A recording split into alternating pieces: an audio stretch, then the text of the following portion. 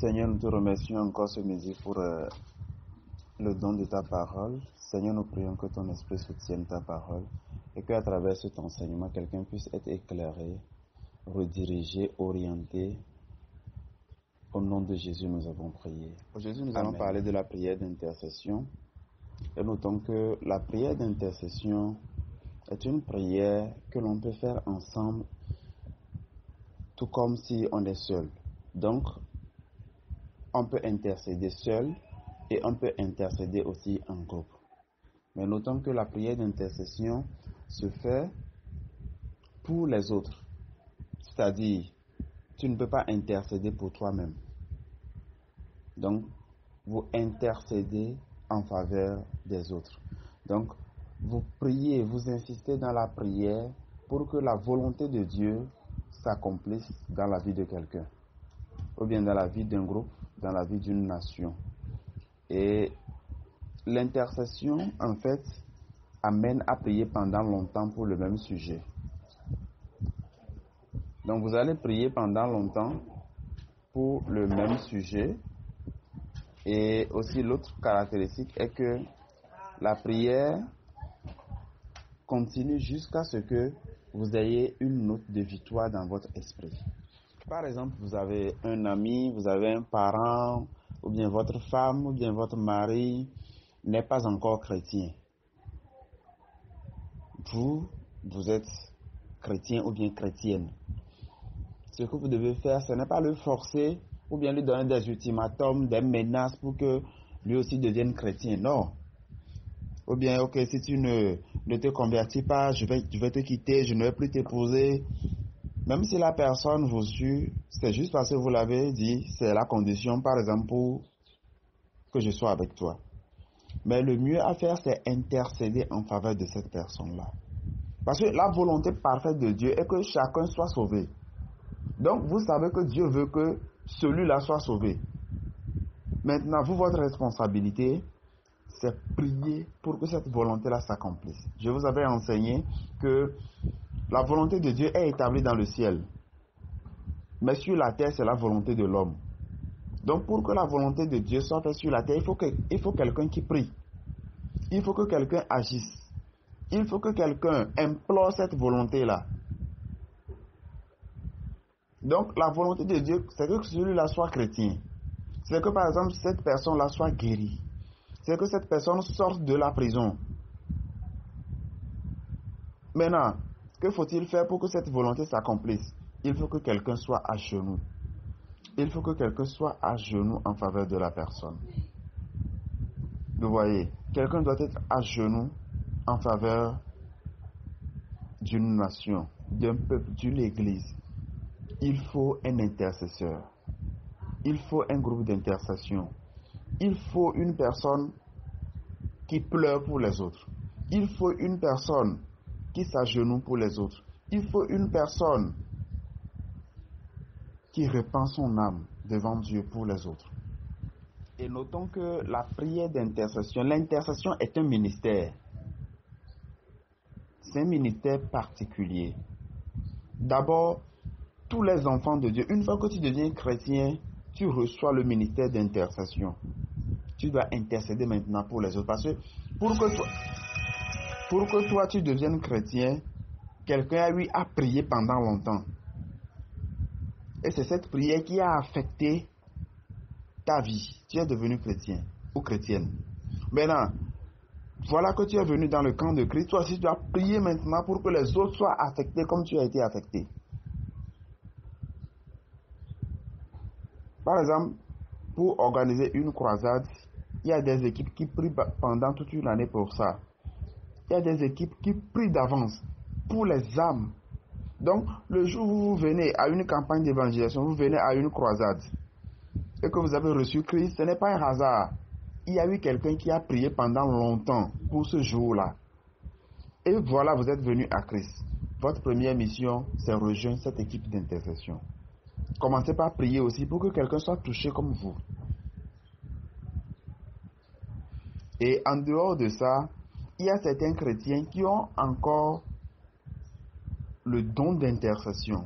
À part le ministère d'intercession, que nous tous nous avons. Il y a certains chrétiens qui ont le don là, de façon plus particulière, d'intercéder. Eux, leur mission, ce n'est pas pour chanter à l'église, ce n'est pas pour être accueil, ce n'est pas pour être de la,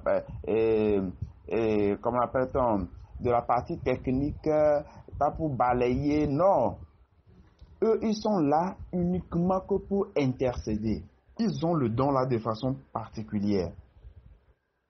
Donc, vous devez reconnaître ces capacités en vous. Et vous allez voir, lorsque vous commencez par prier pour les autres, Dieu vous donne des révélations. C'est pourquoi la plupart des temps, vous allez voir certaines personnes rêvent et ils voient leurs proches dans des rêves où un événement malheureux va leur arriver et eux peuvent annoncer ça d'avance que j'ai rêvé, tu es tombé malade. Et vous allez voir quelques jours après, la personne tombe malade effectivement. Pourquoi? Dieu vous révèle cette situation pour que vous puissiez prier pour annuler ça. L'essentiel n'est pas de le dire, l'essentiel n'est pas de le prédire, mais de prier pour que cela n'arrive pas. Donc Dieu vous montre les dangers devant les autres, pour que vous puissiez commencer par prier, intercéder pour que ça n'arrive pas.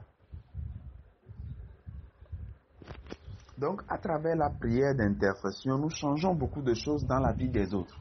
Et notons que vous pouvez prier pour les non-croyants et pour les croyants aussi. Parce qu'il y a certaines personnes qui sont des croyants, des chrétiens, des frères et sœurs en Christ, mais qui traversent des situations difficiles. Ils ont besoin de votre aide. Au lieu de les juger, au lieu de se réjouir de leur chute, au lieu de dire, c'est le frère là qui a fait ça. Moi je croyais que c'est un homme sérieux. Hein. Oh, lui aussi vient à l'église. C'est lui qui chante bien comme ça dans la chorale, mais c'est lui qui fait ça. Oh, regarde, elle est tombée enceinte, on ne connaît même pas l'auteur de la grossesse. Et c'est un enfant de Dieu qui fait ça. Moi, je ne peux jamais faire. Au lieu de se comporter de la sorte, intercédez plutôt en faveur de vos frères, de vos sœurs qui tombent dans des situations difficiles, qui tombent sous le coup de la tentation, qui parfois chutent. Au lieu, par exemple, de se réjouir de la chute des pasteurs, intercédez plutôt en leur faveur. Parce que le pasteur, lui, il était là quand vous avez chuté. Il était là quand vous avez eu à dévier. Il a prié pour vous. Il vous a donné des conseils. Il vous a ramené sur le bon chemin. Mais quand le pasteur chute, quand le pasteur tombe, quand le pasteur a un souci, les fidèles sont les premiers à propager cela, à se moquer de lui, à parler mal de lui. Alors que lorsque vous avez chuté, lui n'a pas mal parlé de vous. Il a plutôt prié pour vous. Nous avons tous la responsabilité d'intercéder. En tant que membres d'église, nous devons intercéder pour nos pasteurs, intercéder pour le ministère, intercéder pour toute l'église. Vous devez intercéder pour votre famille. Les membres de votre famille qui ne sont pas encore convertis, vous devez intercéder en leur faveur. Pour que Dieu crée des occasions, Dieu crée des situations qui les amènent à se convertir. Vous devez intercéder en faveur de votre quartier, en faveur de votre boulot, votre chef d'entreprise. Vous devez intercéder en faveur de votre village, en faveur de votre nation, en faveur de toute l'Afrique, en faveur du monde entier. Vous devez prier pour les pays dans lesquels il y a la guerre. Vous devez prier pour les orphelins, les pauvres, les veuves, les fous. Vous devez prier. L'intercession a une grande partie dans la vie du chrétien. L'intercession est une mission tellement vaste et que vous avez besoin d'intercéder tous les jours. Requiert de la discipline. Vous devez être discipliné. Vous devez être des résistants. Vous devez persévérer dans l'intercession jusqu'à ce que vous obteniez ce que vous êtes en train de chercher. Ce n'est pas quand parce que vous avez prié pendant une semaine, rien ne s'est passé. Vous avez prié pour ce frère, mais il continue toujours dans la direction où les choses vont. Vous êtes en train de prier, ça fait 3 mois, mais votre mari ne veut pas changer. Il continue toujours. Malgré votre prière, vous priez tous les matins, vous priez tous les soirs. Mais il est toujours là, il ne bouge pas. Vous devez continuer par intercéder jusqu'à ce que vous obteniez la note de victoire dans votre esprit. La note de victoire, c'est ce que plusieurs ignorent. Parfois, Dieu donne la note de victoire. La suite, c'est dire merci Seigneur parce que tu m'as exaucé. Vous faites une action de grâce. Et vous continuez par remercier le Seigneur jusqu'à ce que cela se manifeste. Parfois, la note de victoire est là. Et ça se révèle parfois dans un rêve. Vous voyez que Dieu a accompli ce que vous êtes en train de demander. Ou bien vous voyez dans votre rêve le changement que vous voulez. Quand vous vous réveillez, c'est remercier, faire des actions de grâce. Parfois, la note de victoire vient dans votre esprit. Vous êtes en train de prier et puis une pensée vient en même temps. Vous sachez en même temps que ce n'est pas une pensée ordinaire. C'est Dieu qui a envoyé une lumière dans votre avec vous tous.